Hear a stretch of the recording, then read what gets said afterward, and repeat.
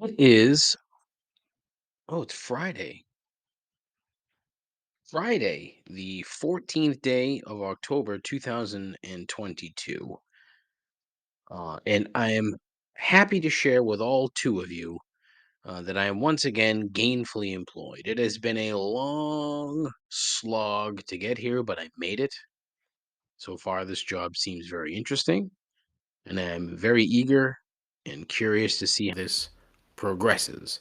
I'm going to try to make an effort to be a bit coy about the job itself. I mean, obviously, there's going to be some things that will come up, but in terms, I'm never going to say the name of the company because, quite frankly, I don't want to get them tied up into this nonsense. Why would I do that? You know, those are innocent people over there.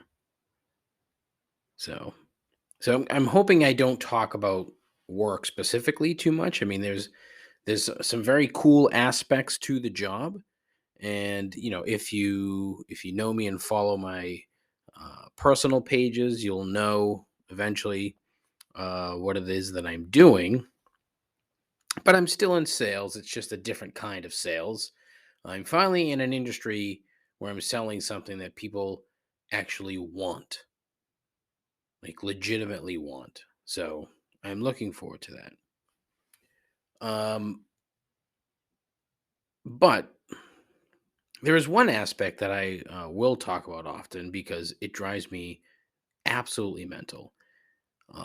And that is the fact that I once again cannot stand the MBTA, Keolis, and or the commuter rail.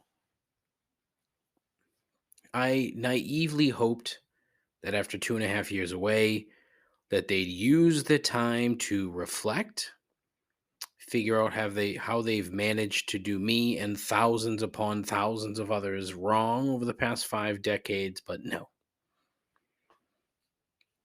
They've managed to get worse, some of which is their fault. In fact, most of which is their fault. Some isn't. Um, the schedules are all out of whack. The wait times seem like forever, and my fellow riders have somehow become even more strange than before. Public transit in the Commonwealth of Massachusetts is such a joke that it's hard to get mad at it anymore, to be honest. Pre-COVID, at least there were enough people to run the trains in a moderately efficient fashion, which meant um, more trains running or more. Yeah, is that what you would call it? So like the schedule is condensed now. It's not as full as it once was. And that is a legitimate staffing issue. You hear all these people screaming and yelling about how, nobody wants to work. Nobody wants to work for the fucking T. I mean, there are some people I know that work for the T. They hate it. They hate it. Then there's a few others that don't hate it, but I mean, for the most part, they don't like it. But it's, you get paid reasonably well. The problem is, uh, when COVID hit, you got fucked. And that's why there's nobody there. I mean, that's why they've had to make all these changes. It's just a mess. But I mean, they seem so short-staffed now at this point that it's a literal coin flip if they're going to arrive and depart anywhere near schedule.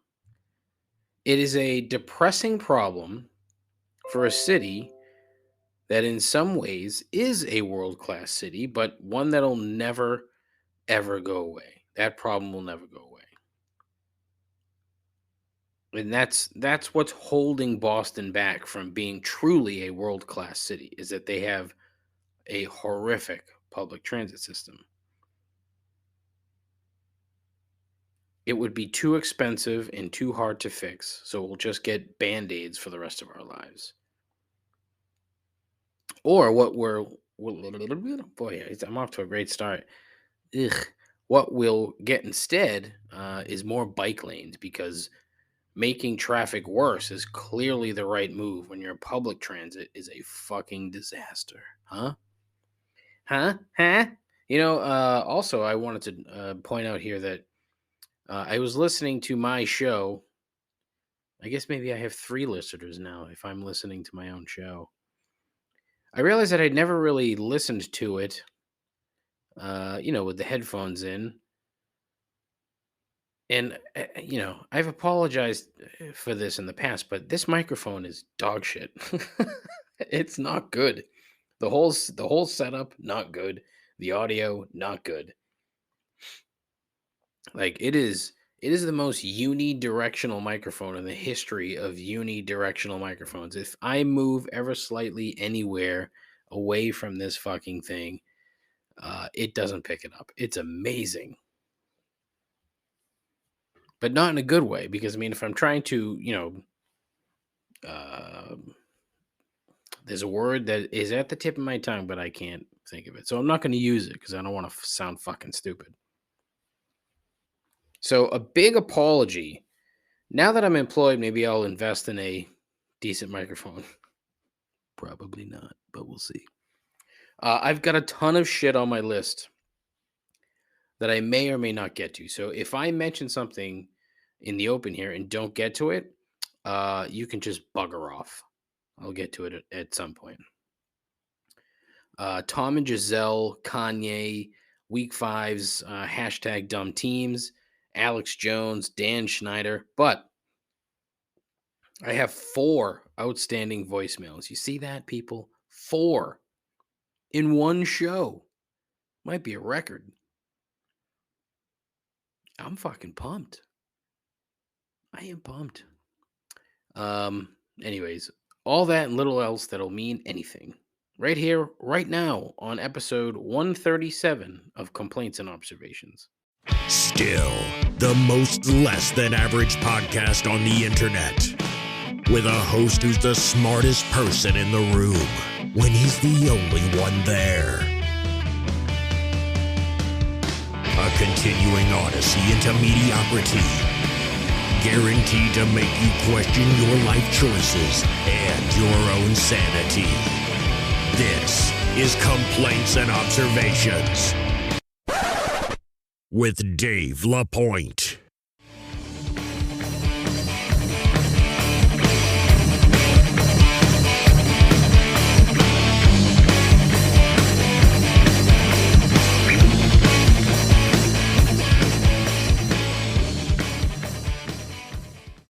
Who the hell is Dave LaPointe? I think he's a bum. I think he's an absolute bum. I forgot how much I dislike recording these things at night.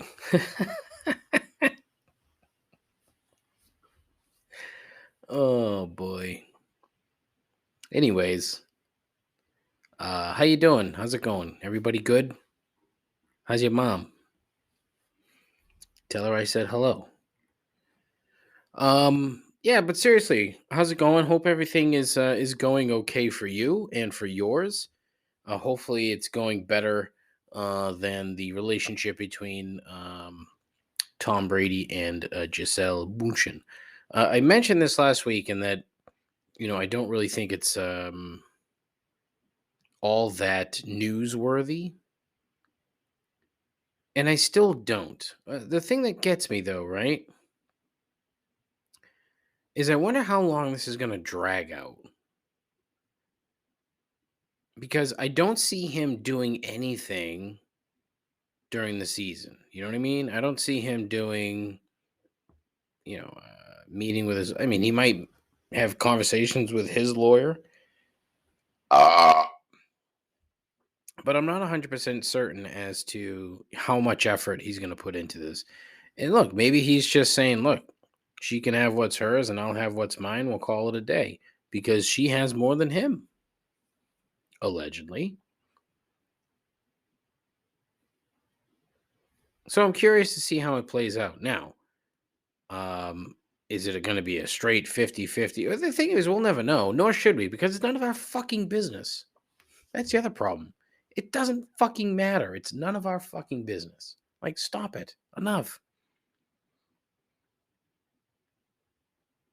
It's like, oh, he's not playing well because he's getting a divorce. Yeah, maybe. That's a big fucking deal. Like, I don't care who you are. Uh, you're with someone for 15 years or so. You procreate a few times, and now what? And now you don't like each other. That's fine. That's heavy shit. That is heavy shit. So if he's not playing well, it's understandable. But it's not like he's not playing well. It's just everything around him stinks. But I mean, I'm curious to see how it progresses, because it's actually, honestly, I don't really know. I just kind of hope that they are okay. And I don't want to sound ridiculous when I say that, but I kind of am. They have kids, for Christ's sakes, and I mean, everybody knows my feelings about children, but I don't wish ill upon them most of the time. In this particular instance, I don't. It it would make me wonder if his oldest one is sort of, I don't know, counseling the others, right? Because I mean, he's grown up his whole life with his parents not being together. So it's like, okay, how have you handled it? Well, little ones, this is what I do, and I've managed to be mostly normal from all reports. Who knows? Seems a little weird, but he's 15. That's kind of how 15-year-olds go. They're just weird. So you just kind of hope that everybody gets through it. It's not a problem, right? Yeah, that's what I think. But everyone's gonna make it all salacious, and it sounds to me as if they had a fight that was the culmination of a lot of discussion and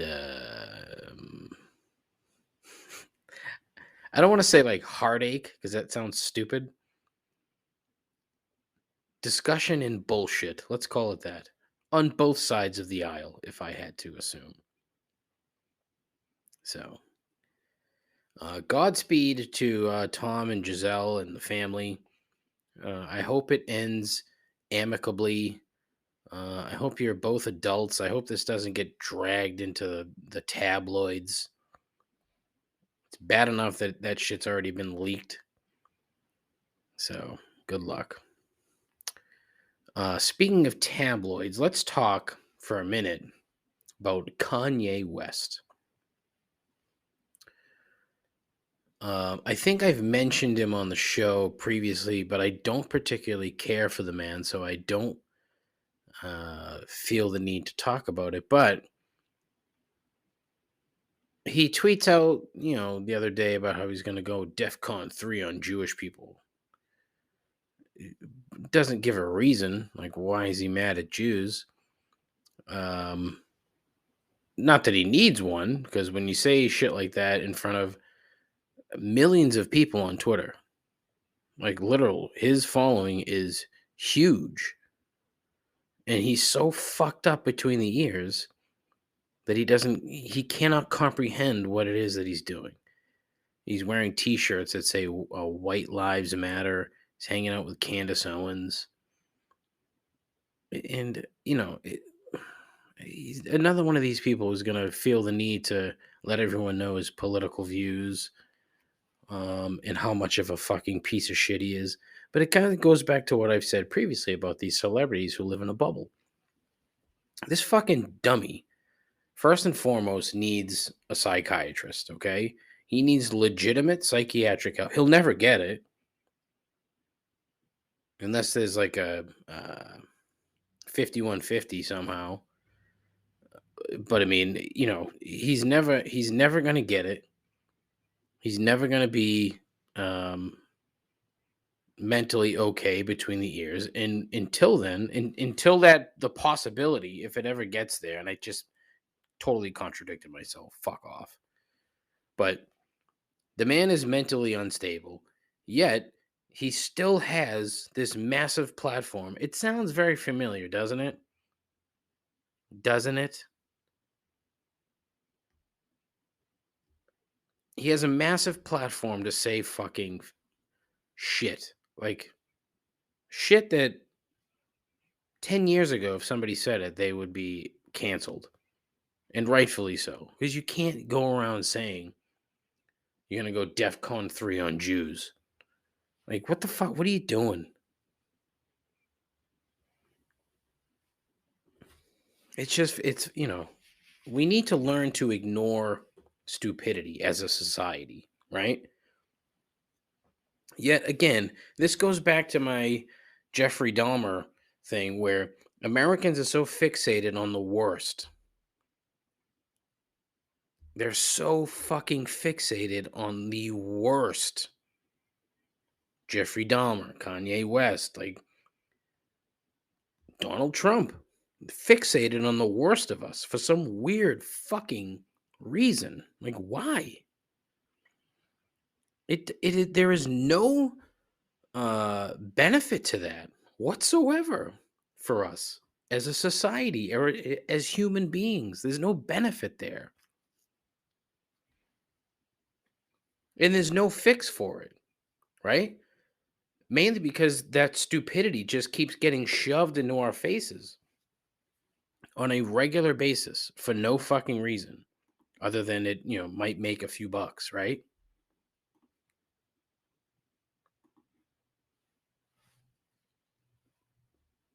It's just, oh man.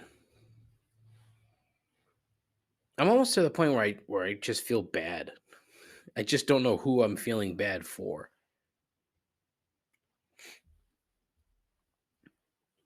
But I mean, shitty people. It's always the shittiest people with the biggest fucking audience. It just doesn't make any sense to me.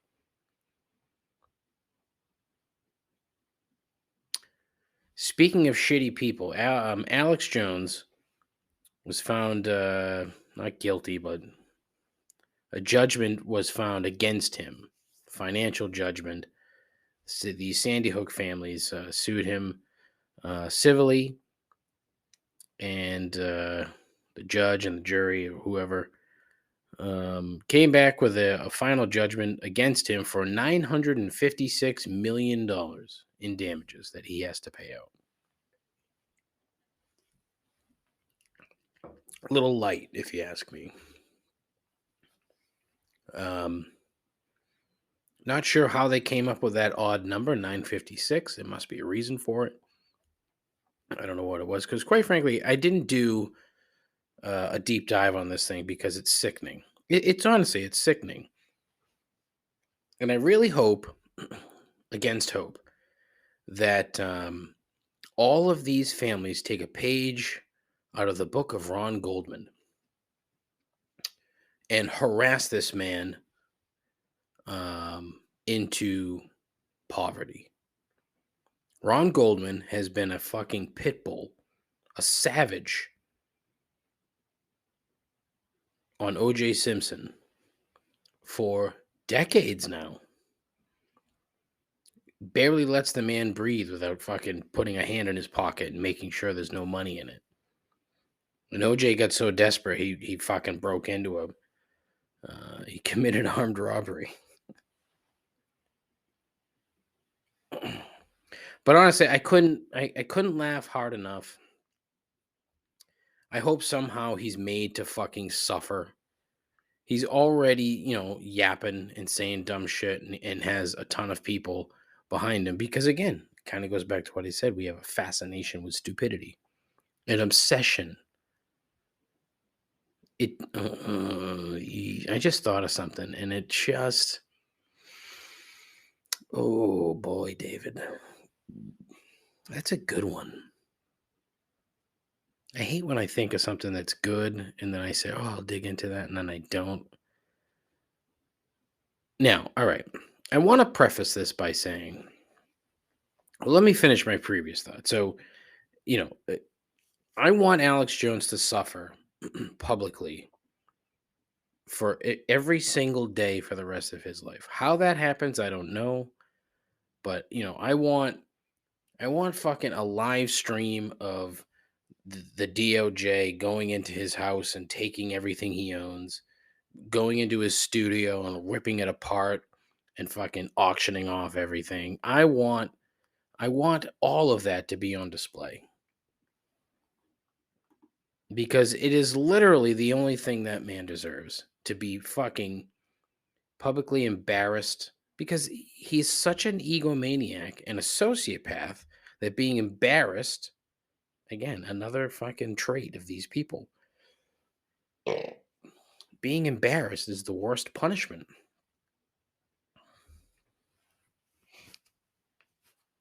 The obsession with stupidity. Now, I'm going to make a correlation here that I don't really think is 100% accurate, okay? But there's some legs here. I find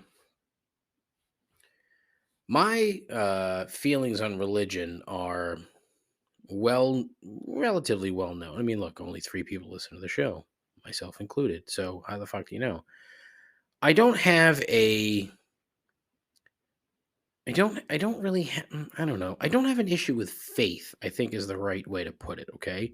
Like if you want to believe in a higher power and in some sort of entity, a sentient being, what have you, that's fine.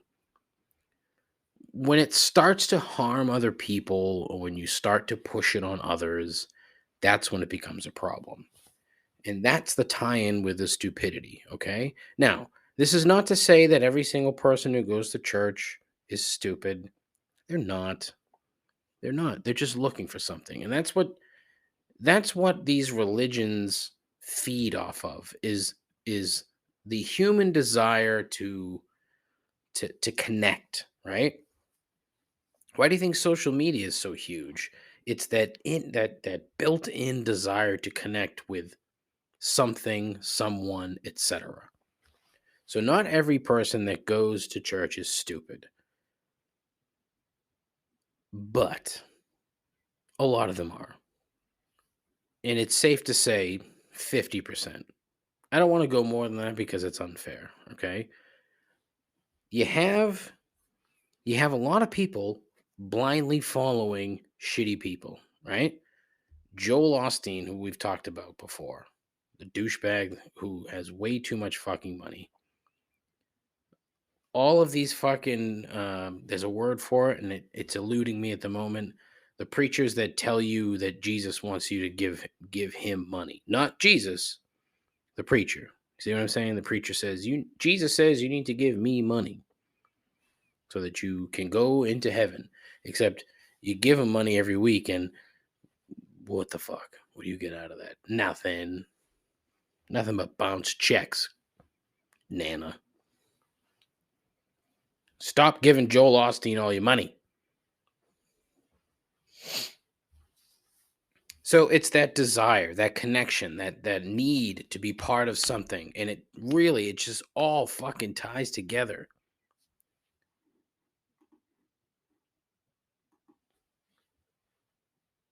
You know what the worst part about this is? I think that is a legitimately cognizant comparison that I've just come up with, but in the space of talking about it for the last 2 minutes, I've completely fucking lost it.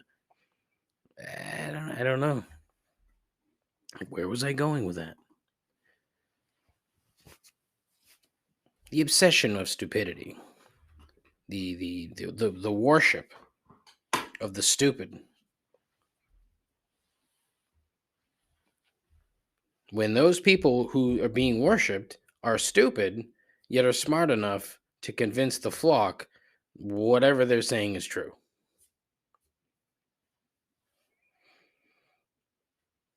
And it's not a uniquely American problem. It is very much a human problem where our need and desire to just be part of something and connect with something and uh, is occasionally dangerous, as we saw, in Germany in the 1930s and 40s. The desire to connect with something that you somehow believe, can cause issues, big issues. And so that's part of the reason. I mean, the correlation is stupid and the connection doesn't make any sense. I'm not calling Kanye West a Nazi. He's just an idiot. He's a mentally ill moron, which is entirely possible. It's a real thing. It's a real thing, and it exists. The worst part is, right? His music is not that good and hasn't been good for a very long time. Let's be fucking honest here. College Dropout, dynamite album. Everything after that, caca. There was one song or a couple songs off that second album, the name of which eludes me. Just like most basic comprehension and thought eludes me. A couple of songs off that album that weren't terrible. But again, that last album he put out, boy, was that fucking hot garbage. That was fucking disgusting. So I want Alex Jones to suffer. I want him to be a sad, flabby troll. Broke. Debtor's prison. We need debtor's prisons again. The guys from the Carnival podcast mentioned that. Speaking of the Carnival podcast, you should check that out. Carnival. Hold on. Wait a minute. That's not the name of it. I am so stupid. Carnival Personnel. Carnival Personnel podcast. Man, I am dumb. Carnival Personnel podcast. Check it out. It's pretty good. Dan Snyder. There's another guy who I would love to see, broke, miserable, etc. But he won't, and I'll tell you why. There was an article that came out today on ESPN. Today is in Thursday on ESPN. If you haven't read it yet, set aside a couple hours to read it. It is obnoxiously long. It's another Seth Wickersham piece. I've come to realize that Seth Wickersham loves himself some Seth Wickersham. Very good writer. Very good journalist. As good as a journalist can be these days, which is tough because there aren't many left. But it was an entire article about Dan Snyder and like how much of a shitbag he is. And basically how apparently, according to a lot of folks around him, he has a lot of dirt on other owners, Roger Goodell, etc., that he apparently has no issue releasing if it comes down to it. This is the world that billionaires reside in. He talked about the Hollywood bubble a minute ago. The Hollywood bubble. But the billionaire bubble is very similar in that their defense, like the truth does not exist, right? The truth does not exist. So they need to figure out ways to insulate themselves from consequence, right? So here's Dan Snyder, knows full well that he's a bag of shit. He knows it. He'll never come out and say it, but he knows it. He knows he's a piece of shit. Hiring private detectives to get dirt on a variety of owners, Jerry Jones included, Roger Goodell. And here's the thing, okay? He seems, I'm going to bring the league down. Buddy, America is so obsessed with the NFL, right? You can come out and say that there's a fucking puppy mill in Jerry Jones's bedroom and he's raping and killing dogs. It's not going to change a fucking thing. There'll be a handful of people that'll stop watching. Not enough to keep that fucking machine from, not the puppy mill, but the NFL machine from slowing down. Just won't happen. It's too big. It's too popular. It's that old parlance of too big to fail, right? It's not going anywhere. I don't care what the fuck Dan Snyder says. And again, unless he has dirt on anybody that is so vile. And here's the thing, right? Ask yourself, what would be so vile that would force a longtime football fan to no longer be a football fan? What would it take? What would it take? Honestly, think about it. Because I don't think owners doing anything is fucking anything that fans care about, right? Again, you might have a couple of people that would care, but the vast majority of Cowboys fans would continue to be fans of the Dallas Cowboys regardless of who owns the team. But again, Dan Snyder does not fucking comprehend this. Why? Because he lives in a fucking bubble and he doesn't understand anything normal. He doesn't get it. He thinks the way he's going to fight this is not to, accept the consequences, repent, try to be a better human. Nope, none of those things. Sorry, can't do them. I need to dig up dirt on Jerry Jones because that's the only way I'm going to continue to be the owner of what used to be a very, very proud franchise with a horribly racist name. But, how many people actually thought about that back in the 80s? Not many. I'm sure there were some, but not many. It's fucked up. It's fucked up that it's almost going to be a very Al Capone-ish ending for Dan Snyder, right? Where the feds knew full well what Capone was up to for a very long time. The smuggling, the booze, the killings, this, that, and the other. Why the fuck did Al Capone go to jail? Tax evasion. So it's going to be a very similar type of thing here.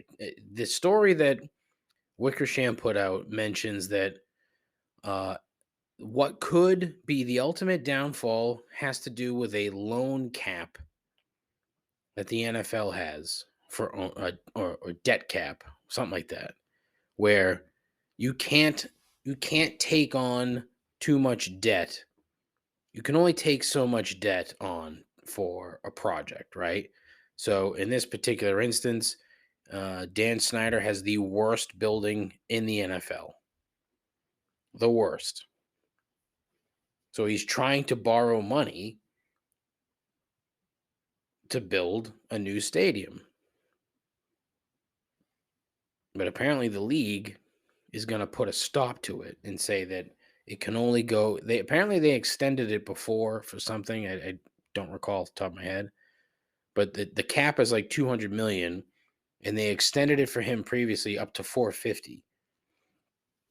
So apparently the league thinks that, or Wickersham says that the league thinks that this could be the way to get him out, where it has to almost be like a Donald Sterling with the Clippers type of deal where he's removed. The wife becomes the owner of the team and then she sells the team. Right?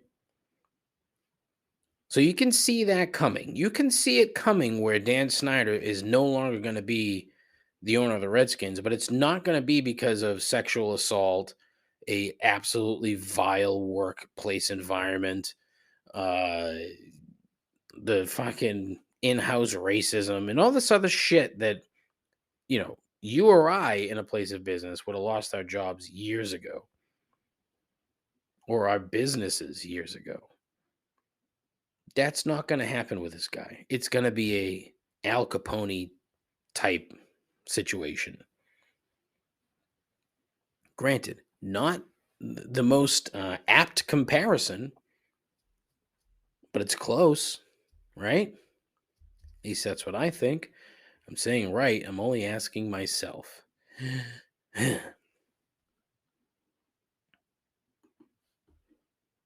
So, yeah. I just really wish that there'd be anybody in that league with some fucking integrity and some balls, but there isn't any. And everybody shits on the NBA because, they're woke. It's a woke league. No, they're just not a bunch of fucking assholes. Are there a ton of assholes in the NBA? You sure fucking betcha. Paul Metzler, you betcha. I don't know if anyone will get that joke, but oh, what a great movie. But I mean, these guys in the NFL, all they care about is one thing: it's making money. And there'll be a couple guys that'll talk, well, it's all about winning. No, it's really not. It's about making money. That's it. Making money and protecting money. Dan Snyder more or less stole money out of pockets of the other owners, but they won't do anything for fear of rocking the boat. He withheld fucking ticket info from these guys. And it's a straight revenue sharing model they have. So if Snyder is withholding ticket sales, he doesn't have to give the other owners as much money. The whole thing is a fucking, it's ridiculous. How is he allowed to get away with this? I hate his guts, and I don't even fucking like the Washington football team. Never have. Hated them my entire life. Fuck them. At this point, they're not even really a fucking team. They're a laughingstock. This article also said that apparently Dan Snyder is responsible for Carson Wentz being their fucking quarterback. He should have to fucking give up his franchise just for that. That guy stinks.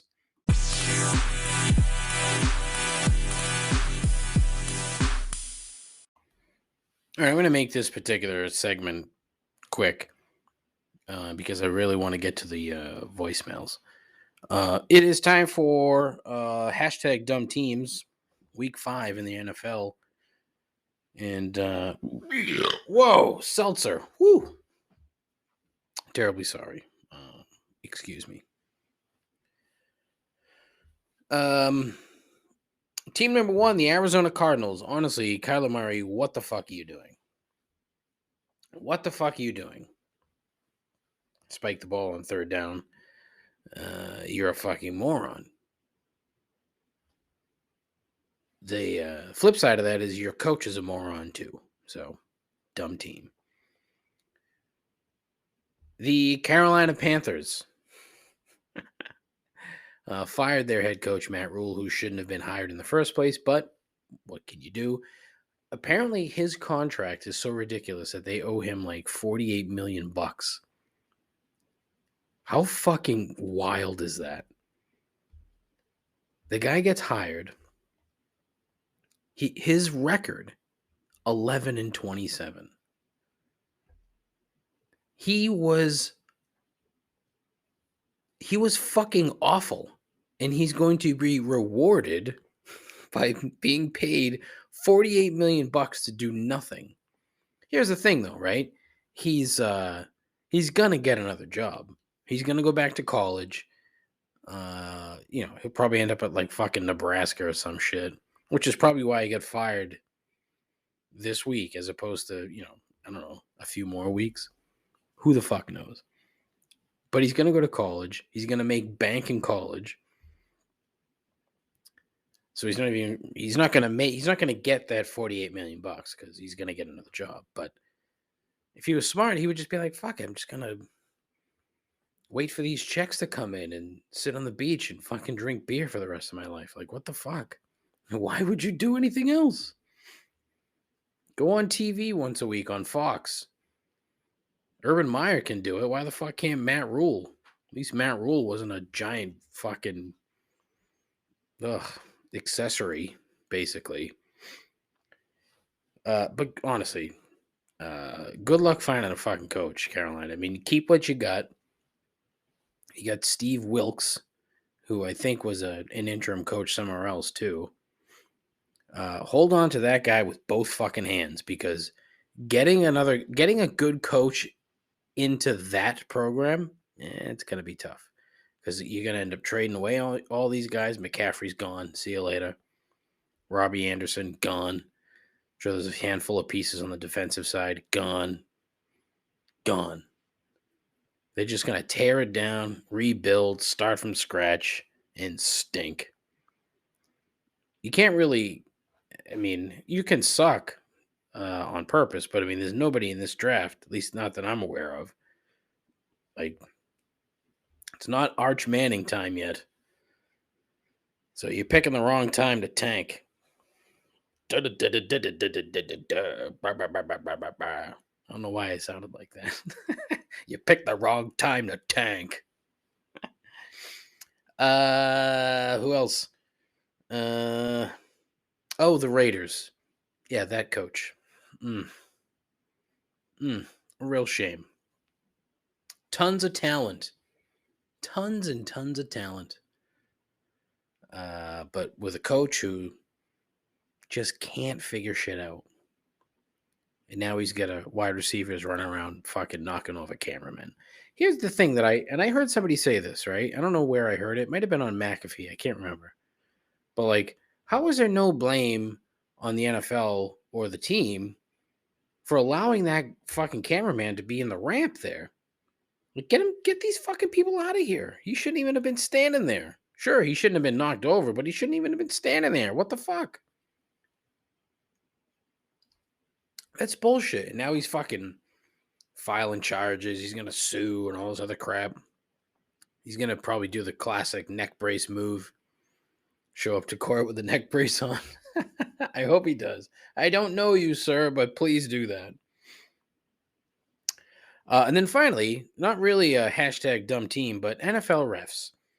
Uh, two pass interference calls over the weekend. One against Atlanta in Tampa, where Tom Brady was sacked as clean as you possibly could sack a guy. Like, Grady Jarrett had his arms around Brady's waist, twisting him around, down he goes. And there was a fucking flag on the play. Not sure what else he could have done other than, like, slap him with two hands and say, "Ref, I got him." And then the other night in that same Raiders team, Chris Jones from the Chiefs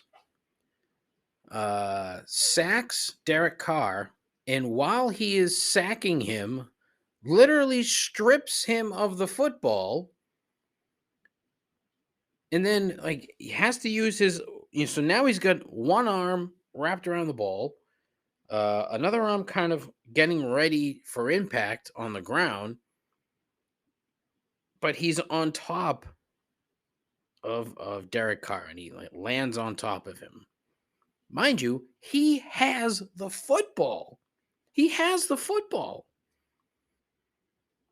So Derek Carr at that point is no longer the quarterback. He is now a defensive player. Yet roughing the passer. And the league says, "Oh, we're not going to do anything about this year." What? What? You're going to do shit about concussions because, you almost fucking got a kid killed. Now you're going to go overboard. Now you're going to take guys off the field that probably shouldn't be taken off the field because you think they might have a concussion. You never cared about it before, and next year this time, you won't care about it again. So you can change that rule, but you can't change this rule. What are you doing here, Raj? Huh? What are you doing? Honestly, get your fucking shit together. You're embarrassing yourself. Not that you care because you're making like $33 million a year. So fuck you.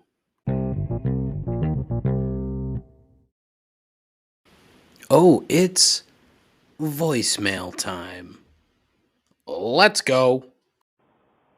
Mr. Dave, Andrew here, longtime listener, bigger fan, bigger time, whatever. But yeah, so I'm here with a complaint. It took a couple months for this to accumulate, I guess, because, it's been well over a year at least, like maybe two, since things have been acceptable, like gatherings and all that. So my complaint directly is like, why did everybody have to fucking decide to get married this fucking year? Like, my wallet is empty. Like, I have 3 weddings in October. I had 4 over the summer. Yeah, to make like a long story short, it's just like, clearly, like, why do we have to rush this? Everybody thought, oh, okay, the gate's open, so now we can get married. Why don't we just all kind of stagger it a little bit? Me and my fiance, we're waiting probably at least like another 2 years, like, because everybody else is just filling up all the slots, and you kind of have to eat, so we're waiting a little while to add that to everybody's expenses, or so to speak. But yeah, the complaint, I guess, is why did everybody try and keep up with the Joneses, like, and be like, oh, we're getting married too. I know we've been engaged a while, but we're finally doing it, and you can all see now. Yay. The best part was the yay at the end. So I don't. Well, first and foremost, Angel, welcome back. Thank you so much for calling. I have missed your input dearly. I really have. So thank you, thank you, thank you, thank you for calling. One, I don't know exactly how old you are. I'm assuming that you're late 20s, early 30s. That's my guess. I could be way off, but if you're in that window, COVID or not, this would be happening.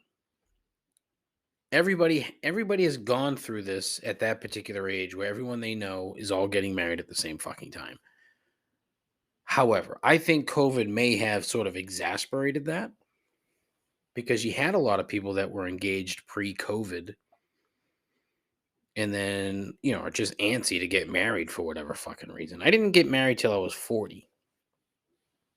There's a handful of factors involved, but still, I was never in a mad rush or hurry to get married. I just had to fuck up a few times before I found someone who could actually put up with me.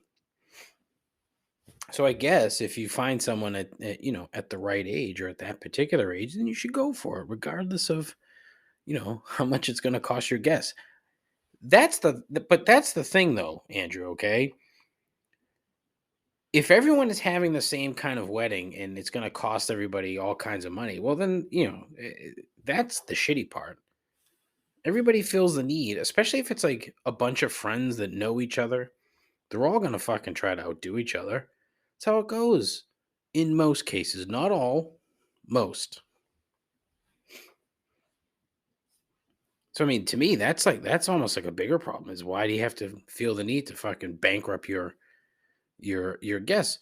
Had this conversation like Heather called in the other day, a couple weeks ago, with a very similar complaint. It's 10 times worse for women, Andrew, and you should know that. 10 times worse. It costs them way more, especially if they're in said weddings. Now, had you said to me, Dave, I'm in 3 weddings in October and I was in 4 over the summer, I would say, well, one, stop being so popular. 2, that fucking sucks. My guy, that would not be good. So I'm glad you didn't say that, but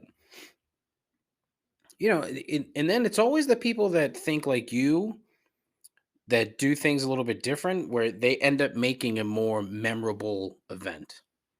At least that's what I think in my dumb opinion.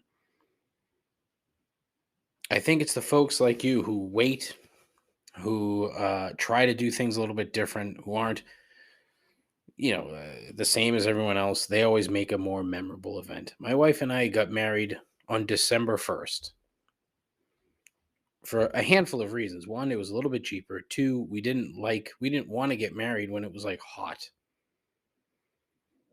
Because what the fuck? That's gross. We didn't want a kitschy fall wedding. We didn't want a May wedding. December worked fine. And we had a fucking great time. I think we had an excellent wedding. Now, was it like the best wedding ever? For some people, no. For me, it was. Granted, I'm a tad biased, but what can you say? Oh my God, this fucking seltzer.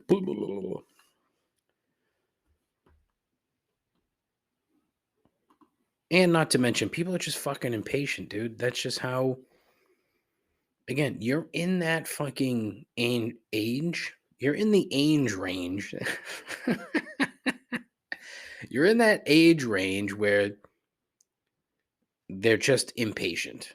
They don't want to fucking wait for everything. The entire world revolves around them, so they need to do it now, now, now, now, now. That's how it goes, and that's how Andrew ends up getting stuck in attending 7 weddings in a year. But on the flip side, man, I fucking love weddings.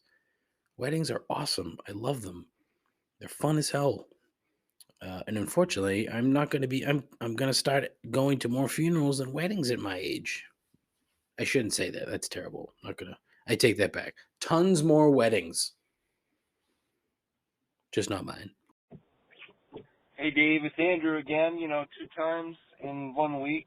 And, that's how we do it around here. I was calling to say how much I fucking hate when, like, you already know the type, like, and not to shit on people with small cars, because I know you got a Honda Fit, so respect. But, like, let's say you upgraded to a Honda Pilot, and then you're starting to drive that around and you're like, whoa, this thing's a lot bigger, like maybe I should take really fucking wide turns, even though there's a lane next to me and I'm going to get into that lane just to do a U-turn or to take a left onto another street.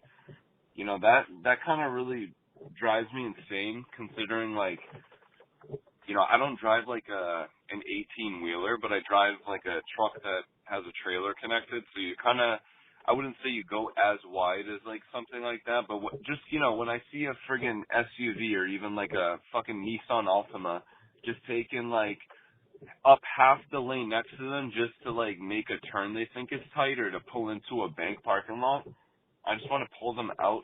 I want to get out of the car and then hop in the car with them and be like, no, no, no, no, no. This is how we do it. So, yeah, that's my complaint, People need to maybe drive smaller cars or stick with them if they're going to take cars, like, turns like that, because it's honestly a liability. It's not safe. Have a great day. Love the show. Andrew with 2 complaints in a week. Love when he's on that type of kick. So it's funny that he mentioned this because the other night, friends and I we went to see Alice in Chains at the old Great Woods. Good show. Wouldn't say great because they only played for like fucking a little more than an hour. The openers were all garbage, not literal garbage, not the band garbage. I've never seen them, so I probably would have seen them, but it was Bush and Breaking Benjamin. I have zero desire to see Breaking Benjamin. Not a fan. Bush I would have seen, but they played before Breaking Benjamin. Why the fuck would I go in to see, 10 Bush songs and then have to listen to 15 Breaking Benjamin songs? Anyways, my buddy's wife was driving, and she drives an Audi SUV. She's a very aggressive driver. Very aggressive. And she takes wide turns. And it's odd. I don't understand it. And quite frankly, I think what you said is right. It's a liability. You got to be careful. There's no need for it. And it makes me wonder, okay, was she not like taught how to, I don't want to say not taught how to drive. That sounds kind of shitty. And honest, this isn't really a knock on her per se. It kind of is, but um it makes me wonder. It makes me wonder about her driver training. Like, how much training did she get? She's taking turns that wide. You would think eventually you'd figure out that you don't need to take turns that wide. Especially when you're pulling. Oh boy, yeah, that's weird. I wouldn't suggest getting out of your truck though, Andrew, and jumping into their car. I, although If you got in and just like did the Matumbo finger wag and was just no, no, no, no, no, you could do that. That'd be fine. It's not quite a carjacking, but it's close. I don't know. Personally, as a Honda Fit owner, right? I think the only people that should be driving anything bigger than that are people like you, Andrew, who are, work for a living and drive around a truck with a trailer, right? That's fine. That's what you should be driving around in. The number of people that drive around in giant pickup trucks for no fucking reason, it's so fucking stupid, and I cannot stand it. Honestly, it makes zero sense to me. The Be a Man, I think I've talked about this before. The Be a Man guy on Instagram, and his best one ever was, spend $60,000 on a truck and then don't do truck stuff. Be a man. That's like every fucking dude, every douchey dude drives around a fucking big truck and doesn't put anything in it. Or, put shit in it that they could put in a fucking Honda Fit. You'd be surprised how much shit can fit in that car. It's not too shabby. It's plenty for me because I don't fucking do anything.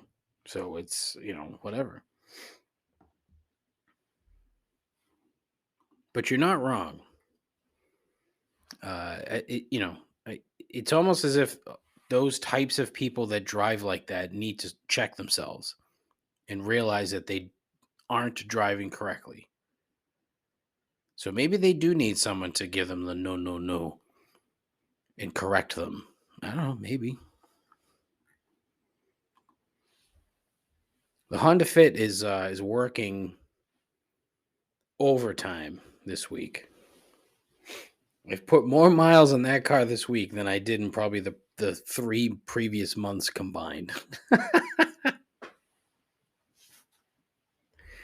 Which reminds me, I got to put in for a fucking oil change. Yikes. Yeah, okay. But seriously, Andrew, thank you so much as always. It is so very appreciated that you call in with your petty complaints. I love them. They're the best. But I do have a couple more. Hey, it's Heather again. I just wanted to first thank you for the shout out for our band Tight Ass Joints.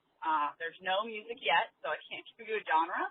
But one day we'll kind of get our own niche, and I'll let you know.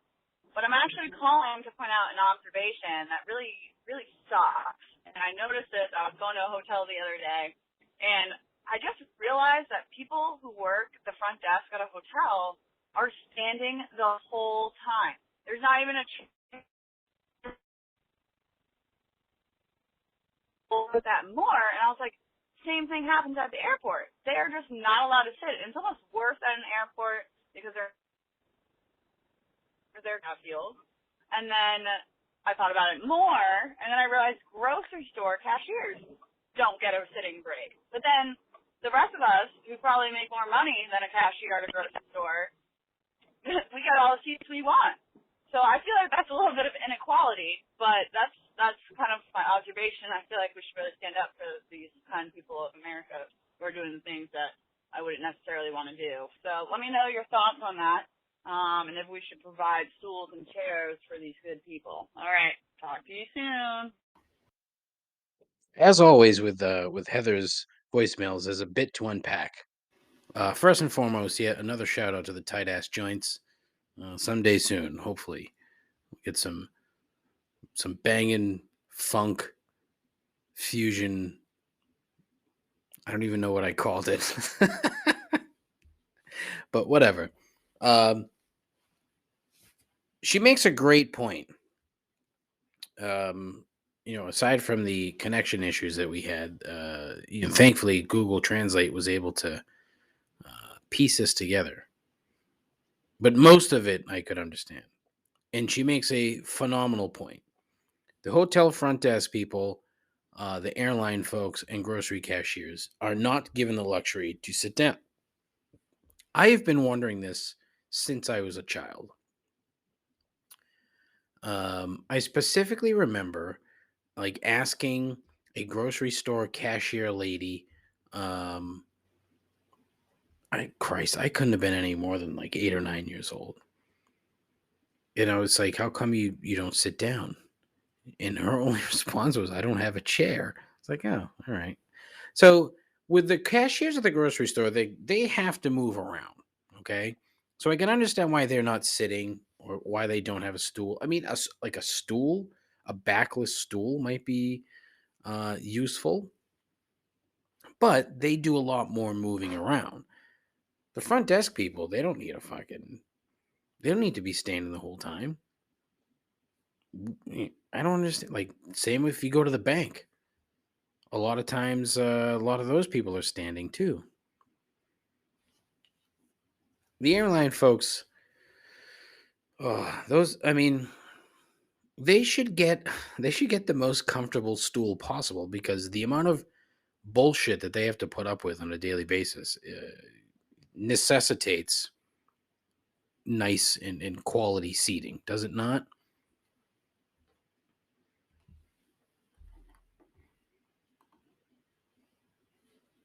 Who makes that rule? Who decided one day? I bet it was the Hiltons, probably. Those fucking assholes. They were probably like, "Oh, I don't want these plebeians sitting down on the job. If they sit, they won't be able to do their job correctly." Yeah, that's probably who it was. It's probably the Hiltons. But I mean, obviously, at some point, somebody made a decree that these people could not sit down while they were doing their job. 90% of jobs, you can sit down, maybe even more than 90%. You're able to sit. Yet these very specific jobs require you to stand for some weird fucking reason. Like the people at the ticket counter at the airport, what the fuck are they doing that they don't have a fucking place to sit? Come on, that's bullshit. So that's an excellent observation as always. Thank you, Heather. The best part of that, though, at the end when she said, "I feel like we should really stand up for these kinds of people." We should. We should all stand up for the people that just can't sit down. Hey Dave, what's going on? I'm calling in to further some public discourse about a most important subject that you addressed recently in one of your more recent podcasts, redundant, namely cargo shorts. As a card-carrying member of the cargo shorts community, I thought I'd weigh in briefly on the topic with a prepared statement for your enrichment. So hear me out. Now, your average pair of shorts has 4 pockets, 5 if you're lucky. The 5th pocket, the tiny one, is only capable of handling a single guitar pick, or maybe some bits of fingernail that you chewed off while waiting in line at the bank, so it's almost worthless. 2 of the 4 remaining pockets are situated between your arse and the things that your arse are about to sit on, which makes little sense. Could you put keys in those pockets? Ouch. Can you stick your wallet in them? Well, hello there, scoliosis. Can you stick your phone back there? Only if you like testing the limits of Gorilla Glass. So that leaves us with 2 front pockets. Yet, I have keys, a wallet, and a phone. That's 3 things if my maths are correct. And those 3 things don't play nice in the same pocket. It becomes like some alternate game of rock, paper, scissors, where wallet blocks keys. Keys scratch phone. Phone on wallet makes me look like I have an abnormal growth on my hip. Now, if only there existed a pair of shorts with another pocket conveniently located at a place where my hand naturally falls at my outer thigh. Especially one with a resealable security flap so I don't lose my precious belongings. Wait a second. They do exist. And they're called cargo shorts. Now, I know they might be a bit dorky, especially since they were invented by NASA, a fact that I just made up. But they're far more practical than the alternative. And I find that if you pair them with a nice concert t-shirt, it confuses the cool kids long enough that they leave you alone. So anyway, Dave, there you have it. Hope you enjoyed. Thanks for listening to my solid points about the matter. Take care, man. See you. Wow. Just wow, a prepared statement voicemail. That is a oh that was my friend Jay. I really wish Jay had started the voicemail with longtime friend, first time caller. That in a lousy sports radio parlance. But I've known Jay for damn near holy crap, like 30 years. No, not 30. Well, is it? Yeah.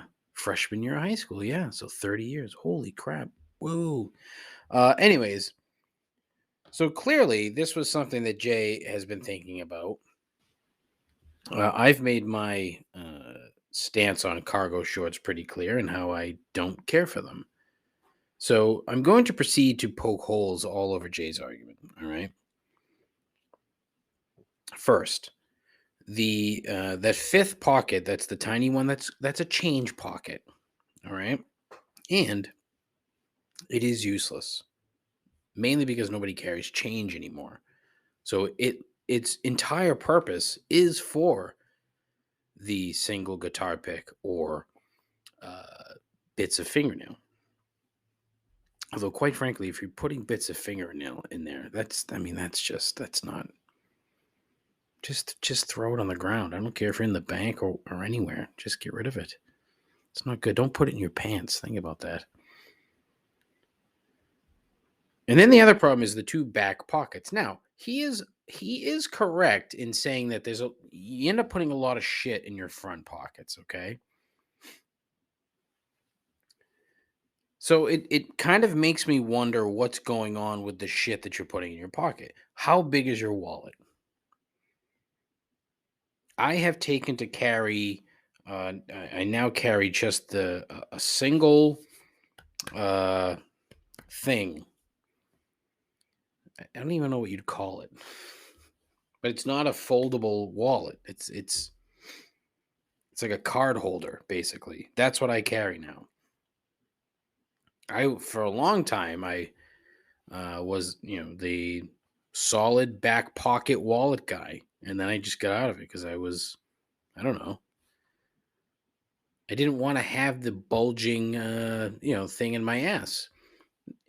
Are you going to get, unless you're George Costanza, you're not getting scoliosis from a wallet. Like, Jay, what the hell's in your wallet, dude? The packets of Sweet and Low can come out. Although you do have issues when you have a lot of shit in the pocket banging into one another. So, for example, last weekend I also keep a eyeglass cleaner in my pocket because I wear glasses and I am always cleaning them. But I also had a pen in my pocket last Saturday, and when I took the eyeglass cleaner out, there's all sorts of blue marks on it. It's like, oh fuck, it's because of the pen. So I think there are ways around managing the crap that you carry around without having to add extra pockets. They're acceptable in certain situations, and I think I had mentioned this. Like if you're hiking, fine, perfectly acceptable, because you have to put other crap in those pockets. What is that crap? I don't know. I don't hike.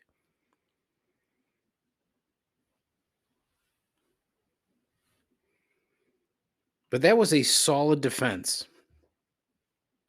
A solid defense of cargo shorts.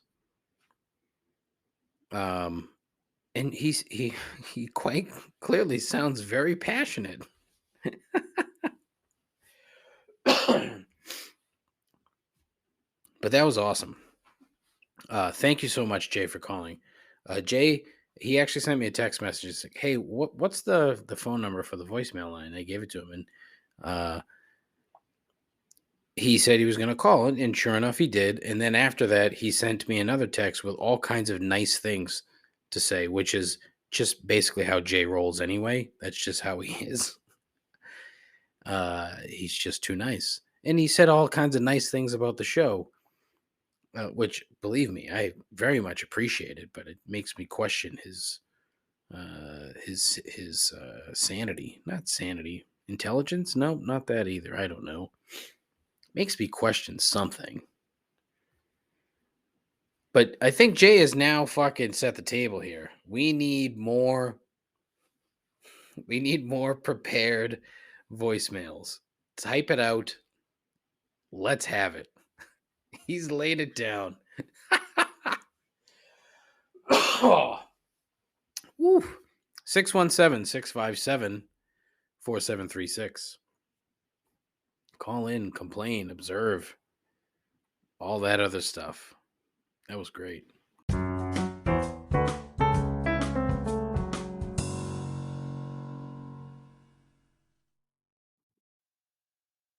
As it is Friday, it is time for everyone's favorite part of the show. It's almost over. And it is time for 3 Gripes. This week, a special edition of 3 Gripes, the train edition. So all 3 Gripes have to do with the fucking train. I can almost guarantee you that back in, episode 2 or 3, that I complained about all 3 of these things. But because I have the memory of a goldfish, I don't recall. So, gripe number 1. People who feel the fucking need to talk on the phone while they're sitting on the train. And that continue to talk on the phone as the goddamn train goes under a tunnel. I do not give a single solitary shit about what is going on in your world. But you have now taken the opportunity to let myself and dozens of other people into your personal life because you feel the need to have a discussion on the train. What are you doing? What is so fucking important that you can't wait until you get off the train in 40 minutes to have this conversation? Why? Why do you do that? And then you know full well where that train is going. And it's going to go under a bridge or into a tunnel. And you're going to lose your connection because that's how this shit works. So when you sit there and say, hello, hello, hello, are you there? Hello? Hello? Oh, there you are. Oh, we must have gone through a tunnel or something. Yes, because we're on the fucking train. Fuck you. Gripe number 2. Walking way too slow between train changes. So, for example, I have to take the red line to orange line change at Downtown Crossing. And because the whole system is so fucked up and so mistimed that it's a mess. Like it used to be that, I would get off the red line, get to the orange line, and it would be like 6 minutes tops for the next train. Now I've seen this week where I get off the red line, go up to the orange line platform, and it's like 14 minutes for the next train. It's like, what the fuck? 14 minutes. If I didn't have to go like 4 stops, I would just walk. But the worst part is that everybody that's on the train, okay, they know that everyone else is in a hurry, right? And the thing that I don't understand is like, are you being personally shitty when you're walking so slow that people have to, purposely move around you because you're going too fucking slow in an important time of the day? Some people are cutting it close for whatever reason. Some people aren't. Some people are just impatient, myself included. And I just want to get to the fucking train. You want to know why? Because I hate being on the train. I hate being in the train stations. I think I hate being in the train stations far more than I hate being on the train. The train stations smell bad. Look, the system is 100 plus years old. I get it. Like, you can't really clean the place, but what the fuck? I want to go to Europe and use the train system so bad just so I can see what it could be like. So people that fucking lollygag between lines, like, you can't do that. You literally cannot fucking do that. It is so unbearably aggravating. And the worst part is, like, when you're getting up the stairs finally and you can see the train leaving the station. Now you got to wait another fucking 25 minutes for the next fucking train because, again, the tea sucks balls. Gripe number 3. The conductor who thinks he's a fucking comedian. Sir, I appreciate your enthusiasm. That part I do. You know what I don't care for? The hacky voices, the bad jokes. Like, stop. Like, dude, it's 8:00 in the morning. Like, we're going to work. Like, nobody wants to be on this fucking train. And I think it's the same with, like, airline pilots. They're taking people usually places they want to go. Or I don't want to say, so not an entire plane full of people depends on where you're going. But in most cases, I would say at least half the people on a plane are on that plane because they want to be, not because they have to be. Whereas the people on the train, 98% of the people on the train at 8:00 in the morning have to be there, not because they want to be there. So please, there's just there's no need for it. All right? I don't need you know what I need? I need volume and clarity. That should be right after driving the train on the track, right after keeping the fucking train on the track. It should be volume and clarity in your announcements. Just give me that. I don't think I'm asking for a ton, am I? No. No, I really am not. So please, spare me and spare all of us the bullshit. It's not welcome. And that, friends, is the end of the program. Lot of crap crammed in there. Went over an hour today, which was not my intention by any stretch of the imagination. I'm tired. Hey, this work and shit is for the birds, man. That's a joke. All right, settle down. But yeah, I'm tired. So coming in and doing this tonight was, a bit tough, but it's a labor of love, really. I just love talking into a microphone for only myself to hear. You can call into the show like Andrew, Heather, and Jay did this week. Fucking 4 voicemails. God, I love it. Again, thank you guys so much. That was awesome.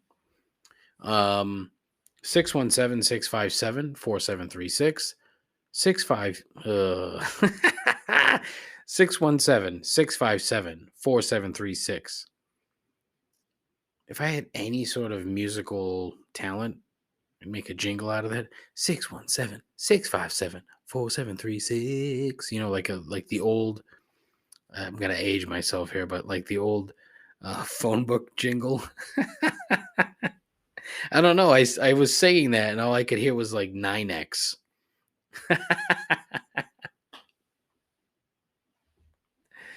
617-657-4736. I don't know. You can go to my Instagram page at Complaints Pod. You can go to my Twitter page, which is not terrible, also at Complaints Pod. You can check out. What else can you check out? No, that's it. I have a Facebook page, but fuck Facebook. I have a YouTube page I don't do anything with. I have a Twitch channel that I can't figure out, and I have a TikTok account that I don't do anything with at Complaints Talk TOK. As always, I ask sincerely, please tell your friends about the show. Feel free to I keep doing that. And I know you heard it. I know you heard it. I'm sorry. It's awful. And when I can pick it up, fuck, I'm so sorry. I wonder how many people fucking bailed 10 minutes into the show. It sounds like when you leave the old landline off the hook. That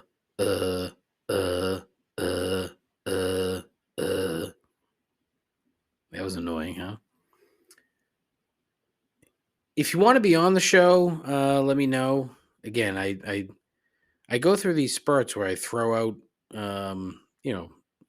requests to get people on the show, and typically nobody replies, and then the one person that replies, I fuck up the recording, so that was useless.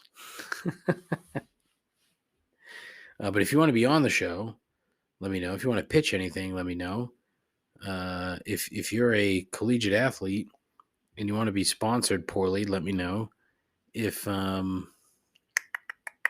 other stuff, let me know. Let me know anything, really. But as always, tell your friends. Please tell your moms. And that'll do you, right? So take care of yourself. Take care of each other. Godspeed. Ta-ta.